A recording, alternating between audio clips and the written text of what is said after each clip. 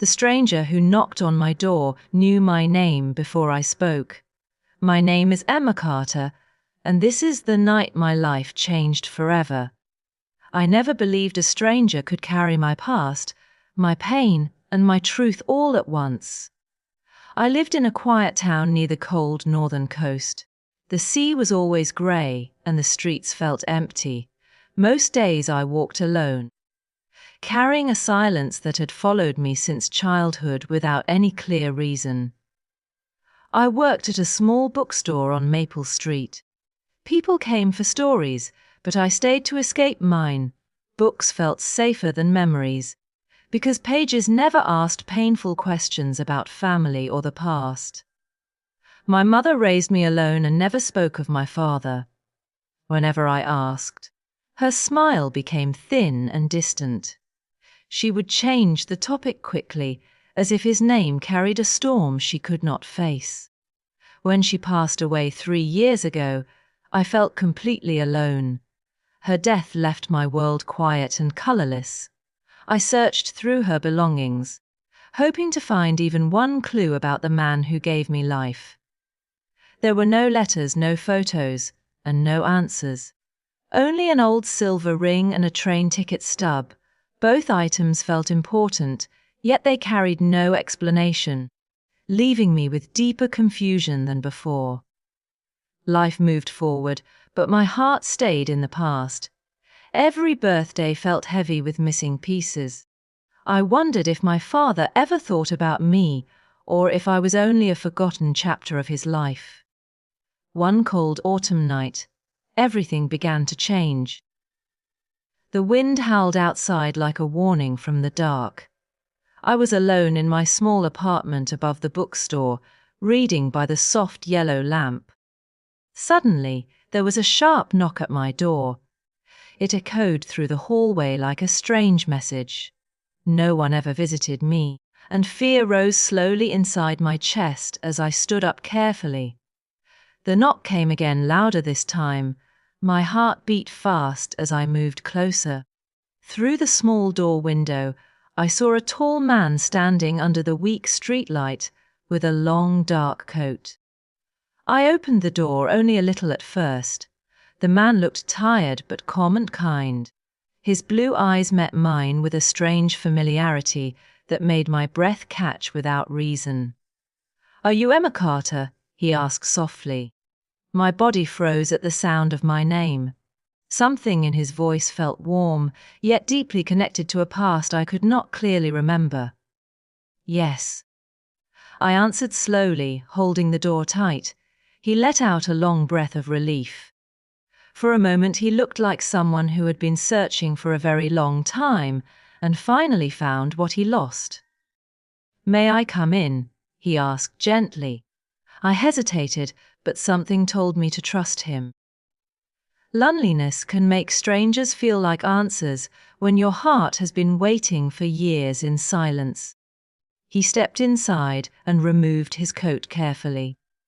Raindrops fell from his shoulders onto the floor.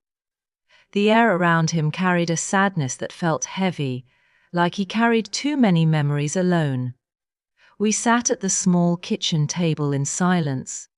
I made tea to calm my shaking hands. He looked around the apartment slowly, as if each object reminded him of something from a distant time. "This place feels familiar," he said quietly. I felt a sudden chill move through me. How could a stranger feel at home inside my small life without ever meeting me before tonight? I decided to ask the question burning inside me. "Who are you and why are you here?" I said. My voice sounded stronger than I felt, but fear and curiosity mixed deeply in my chest. He reached into his pocket and pulled out a photograph. The edges were worn from years of travel. When he placed it on the table, my breath stopped and my heart felt like it might break open. The photo showed my mother when she was young. She stood beside a smiling man with kind eyes. The man looked very much like the stranger sitting across from me in the quiet room. My hands began to shake as I held the picture. I looked up slowly to meet his gaze. "Tell me who you are," I whispered, already afraid of the answer waiting in his tired eyes. He closed his eyes for a brief moment. When he opened them again, they were full of emotion. "My name is Daniel Carter," he said softly, "and I have spent my whole life trying to find my daughter." The word daughter echoed inside my mind like thunder. I stared at him, unable to move or speak. In that fragile moment, I realized the stranger in my home might be the father I had searched for all my life. The room felt smaller as his words settled heavily between us. I could hear my own heart beat louder than the wind outside. Every memory of my lonely childhood rushed back at once, filling my eyes with tears and confusion. "You are my father," I finally whispered. He nodded slowly with deep regret. "Yes, Emma," he said softly, "and I know I have no right to ask for forgiveness after so many years of silence." Anger rose inside me like a sudden fire. "Where were you all my life?" I asked sharply. "Every birthday and every school play passed without you standing beside me like other fathers in town." He lowered his head and listened quietly.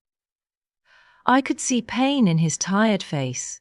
"I deserve your anger," he said, "because leaving you was the hardest and worst decision of my entire life." He explained that he worked as a journalist long ago. He discovered dangerous secrets about powerful people. When threats came, he feared my mother, and I would be harmed if he stayed close to us. My mother never told me any of this. She kept her silence like a locked door. Perhaps she wanted me to grow up without fear, even if it meant growing up without a father. I wanted to believe his story, yet doubt remained. Years of absence cannot heal in one night. Still, his eyes carried a truth that felt too real to ignore or push away completely. He reached into his bag and pulled out letters. Each envelope had my name written carefully. "I wrote to you every year," he said, "but I never sent them because I did not know where you lived." My hands trembled as I opened one letter. Inside were words filled with love and longing. He wrote about missing my first steps, my school days, and the chance to watch me grow into a strong woman. Tears rolled down my cheeks without control. Part of me wanted to run away from the pain. Another part wanted to hold onto him tightly and never let him disappear again into the shadows of my past. We talked through the long, quiet night together. He told me stories about my childhood. He remembered the day I was born and how he held me, promising to always protect me from the world. For the first time, I felt a strange peace. Maybe it was not too late to reconnect. Maybe broken families could still find a way back to each other through honesty and time. As morning light began to enter the room, he stood slowly. I felt sudden fear rise inside me again. "You are not leaving now," I said quickly, "because I just found you after a lifetime of searching and waiting." He looked at me with deep sadness.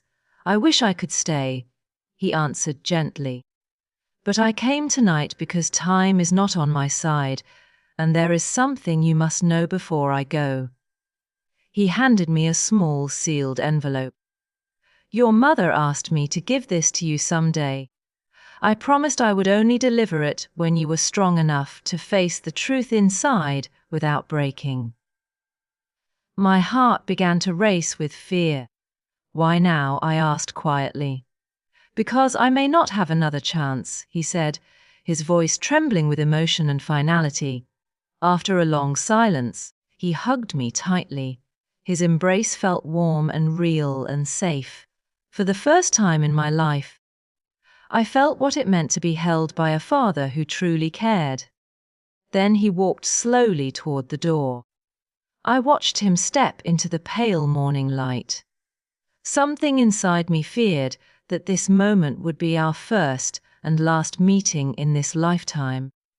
With shaking hands, I opened the envelope. Inside was a letter written by my mother.